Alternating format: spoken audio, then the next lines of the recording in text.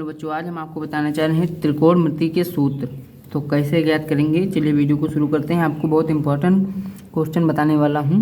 देखो, sine theta का जो मान होता है वो क्या होता है, लंब बटे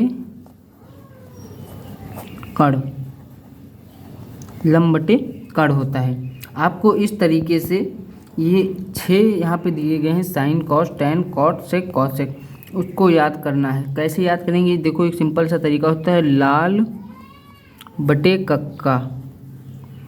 यहाँ से आप बिल्कुल आसान तरीके से इन छहों को याद कर सकते हैं। देखो लंब बटे कर्ण हो गया, ये हो गया साइन का लंब बटे कर्ण। अब देखो कॉस का क्या होगा, आधार बटे कर्ण, यानी कि आधार बटे कर्ण। यहाँ पे देखो दूसरा वाला। उसके बाद टैन का क्या होगा, तीसरा वाला, लंब बटे आधार, क्या होगा, लंब बटे आधार, यानी कि ए। ठीक, उसके बाद कॉट का। अब यहाँ से नीचे से इस साइड से उल्टा करो, आधार बटे लंब, यहाँ पे आधार बटे लंब। ठीक, से का कर्ण बटे आधार, यानी कि के बटे आधार ए। ठीक, उसके बाद यहाँ पे कर्ण बटे लंब, तो यहाँ पे के बटे लंब। ठीक, ये हो गया इसका सूत्र। अब देखो अब क्या होता है, ये तो एक नॉर्मल से सूत्र हो गए जो आपको 8.1 में यूज होते हैं। ठीक है, तो अब यहाँ पे देखो ये वाले सूत्र। अब यहाँ पे साइन थीटा का मान क्या होता है, देखो ये बहुत इंपॉर्टेंट क्वेश्चन सूत्र हैं, इनको जरूर से याद रखना। ये होता है 1/cos कॉसेक, कॉसेक थीटा। ठीक, ये होता है। उसके बाद 1/cos का क्या होता है, 1/cos मतलब कॉस्ट का होता है 1/cosec, यानी कि इसका होता है सेक थीटा। और टैन का क्या होता है 1/cot थीटा। अब यहाँ पे देखो इसका एक होता है 1/cot थीटा, लेकिन सबसे जो यूजफुल होता है, जो सबसे ज़्यादा यूज होता है फॉर्मूला, वो होता है साइन थीटा, साइन थीटा बटे कॉस थीटा।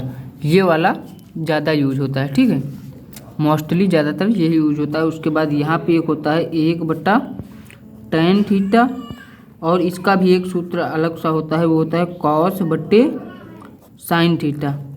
ये मेनफुल ज़्यादातर यूज होता है। ये दो सूत्र बहुत ज़्यादा ट्रिग्नोमेट्री में यूज होते हैं।